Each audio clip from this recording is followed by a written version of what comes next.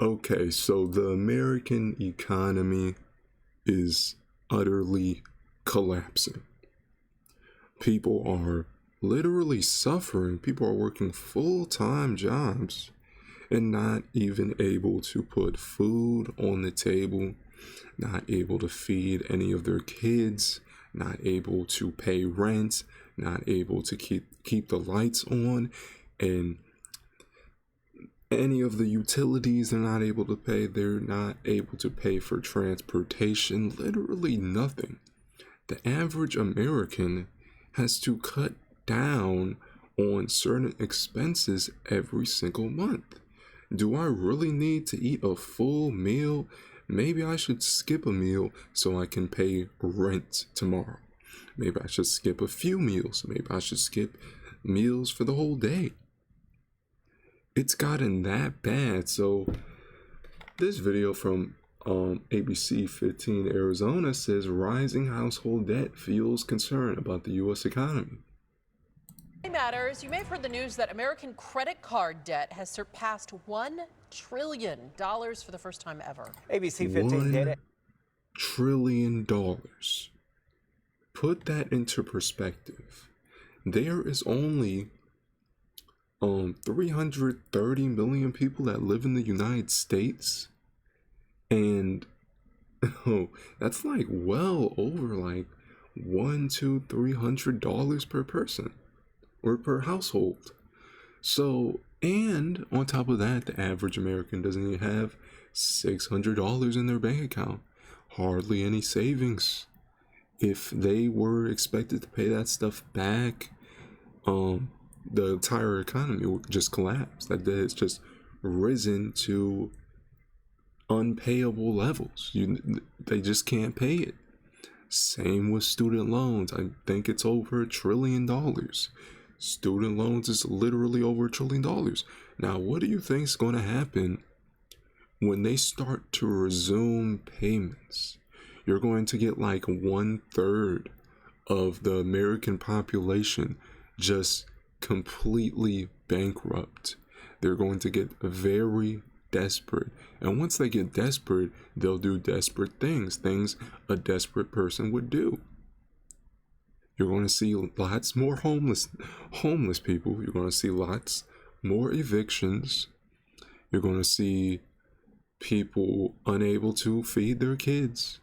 You're going to see people unable to get to work because they can't afford a $2,000-$3,000 car. They can't afford the gas. They can't afford the insurance. They can't afford the registration.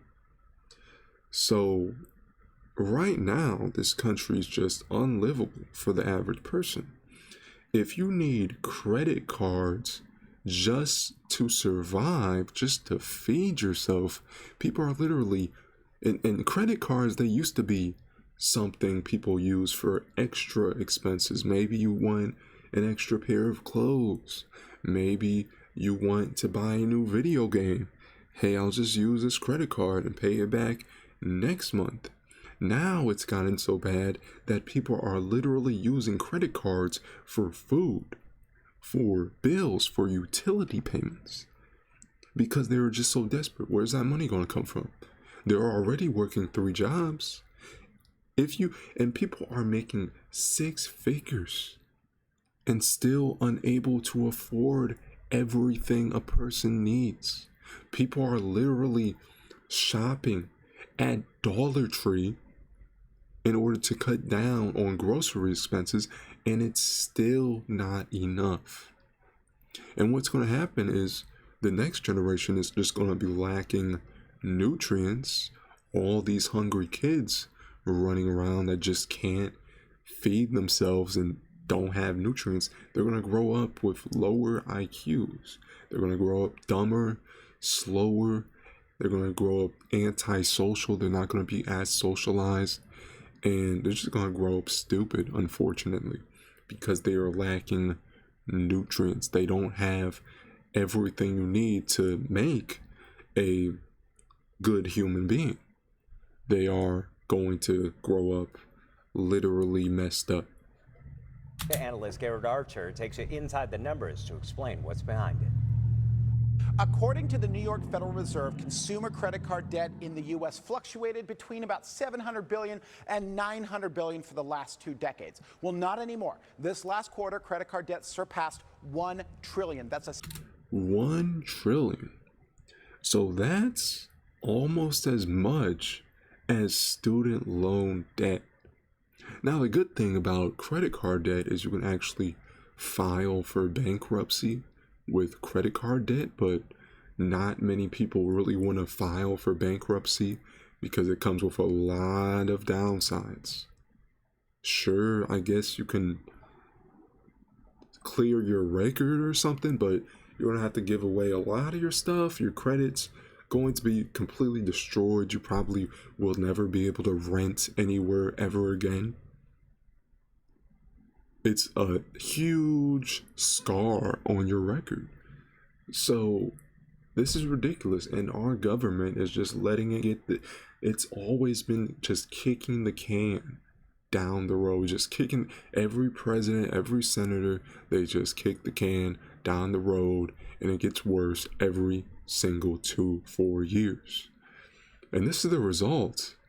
We really don't know what's going to happen.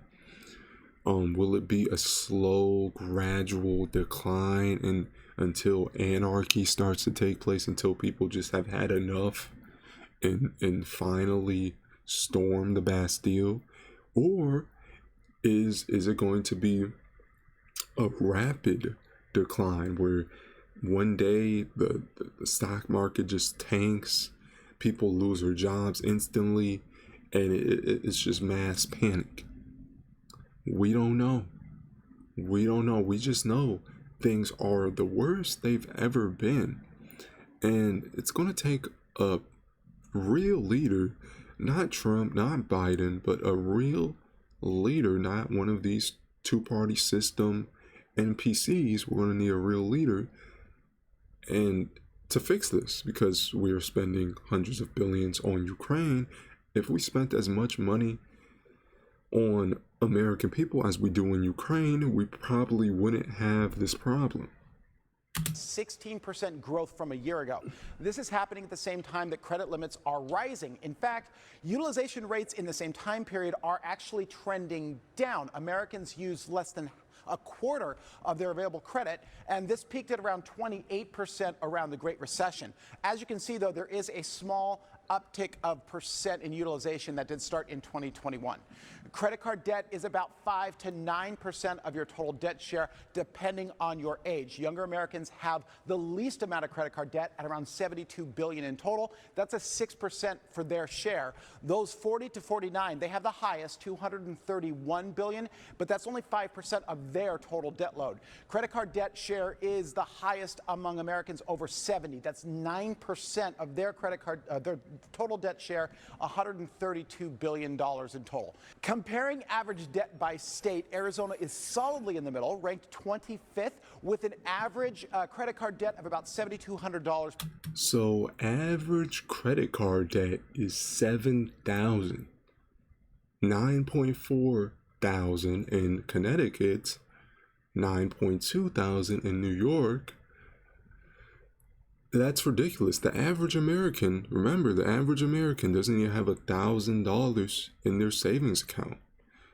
And are living, like, I think like 75% of Americans are living paycheck to paycheck. And there's interest. It's not just the total principal debt, it's also the interest. So even if you paid off $9,000 over the span of like 10 years, you still have to pay the interest. And the sad reality of this is most people just won't pay it off. They'll go to the grave with this debt, and it will be a huge anchor for the rest of their life. They'll never be able to be financially stable because, God forbid, they took out a $100 loan and they weren't financially literate enough to realize that it has like 20, 30, 40% interest. And then they're just paying like $100,000 on a $100 loan. And this is called usury. This is called usury, where it's somebody exploiting somebody. They'll say, "Hey, you want $100? I'll give you the $100, but you have to pay me $20 every month. And if you don't pay the $20, it's going to turn into $30. Then the next month it's going to turn into $60. Then $120, and it's going to keep increasing until you're giving like 70% of your paycheck to this debt." Now, obviously, it benefits the debt giver, the person who's giving the debt. It benefits them the most. It doesn't benefit the person that's receiving that quote-unquote loan. Just $100 loan, nothing happened. It's ridiculous. They need to ban speculated housing. Housing should not be a mode of income. It should not be treated like a freaking investment. It should be treated, matter of fact, just nationalize the housing market and be done with it, because this isn't working for most people. And ban debt, ban interest. Stop letting people loan things for like 30% interest. That is exploitation. No, the average person can't ever pay it off. You will never be able to pay it off. And the only people who can pay it off are the people who don't need the loan in the first place and are just trying to increase their credit score. So what do you guys think? Do you guys think that America can get past this? Do you guys think AI will fix all these problems? No, of course AI is not going to fix this. You can't fix this, not within the current system. So yeah, it's just a downward spiral. The economy's getting worse and worse. Nobody's doing anything about it. People just continue on as business as usual. No change, no nothing. So yeah, if you liked the video, like, comment, and subscribe.